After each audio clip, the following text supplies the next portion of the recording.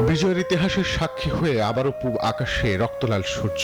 54 পেরিয়ে 55 ছোঁয়া বিজয়ের এই দিনটা কচি বাঙালির বীরত্বের কথা বলে। হাতে ফুল, মনে প্রগাঢ় শ্রদ্ধা, সাভার জাতীয় স্মৃতিসৌধে লাখো মানুষের ঢল। এক সাগর রক্তের বিনিময়ে বাংলার স্বাধীনতা আনলো যারা, তারা জেনে যাক এ শুধু শ্রদ্ধার ক্ষণ নয়, এ যেন প্রজন্মের সাথে প্রজন্মের নীরব সংলাপ। সহযোদ্ধাদের হারানোর শোক বুকে চেপে শ্রদ্ধা পৌঁছে যায় শহীদ বেদিতে। ৭১-এ একটা মুক্তিযুদ্ধের মাধ্যমে এই দেশটা স্বাধীন হয়েছিল।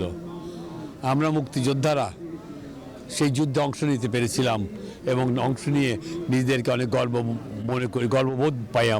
আমরা বৃদ্ধ হয়ে গিয়েছি, আমাদের বয়স অনেক হয়ে গিয়েছে, আমরা ক্লান্ত হয়ে গিয়েছি। তাই এই পতাকাকে উঁচিয়ে রাখার জন্য এবং স্বাধীনতা সার্বভৌমত্বকে ঠিক রাখার জন্য, মকসুদে মঞ্জিলে পৌঁছাবার জন্য তরুণদের দায়িত্ব নিতে হবে।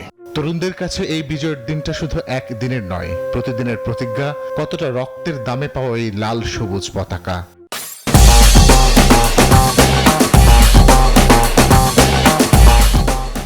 যে কোনো সময় আমি যেন আমার বিজয়ের প্রত্যাশা নিয়ে বের হতে পারি, সেরকম একটা সিকিউর দেশই হচ্ছে আমার প্রত্যাশা। আগামী বাংলাদেশ হোক দুর্নীতিমুক্ত এবং ছাদাবাজ মুক্ত, দখলদারিত্ব মুক্ত, ইনসাফের বাংলাদেশ হোক। নাগরিক হিসেবে যে বেসিক চাহিদাগুলো, মৌলিক অধিকারগুলো, ওই বিষয়গুলো যখন হচ্ছে রাষ্ট্র তাদের নাগরিকদেরকে সুনিশ্চিত করতে পারবে, তখন হচ্ছে একটি সুন্দর আমরা সোনার বাংলাদেশ হিসেবে আমরা দেখতে পাবো।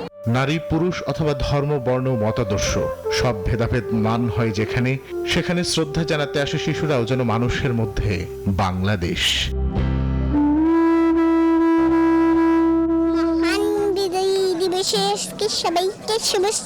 আজকে আমরা এখানে এসেছি ফুল দেওয়ার জন্য, শহীদদের সম্মান জানানোর জন্য। এখানে এসে আমি অনেক উজ্জীবিত হচ্ছি। কারো হাতে জাতীয় পতাকা, কারো পরনে লাল সবুজ শাড়ি বা পাঞ্জাবি, বুক জুড়ে বিজয়ের প্রতিধ্বনি। শুধু প্রশ্ন একটাই, আমরা কি এই ঋণ শোধ করতে পেরেছি?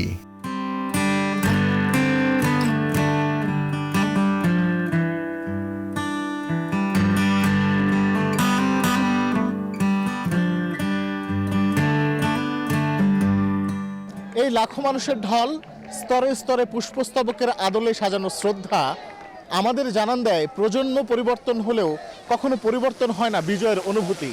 আর সেই সাথে আমাদের জানান দেয় আগামীর নতুন বাংলাদেশ বিনির্মাণে দায়বদ্ধতার কথা।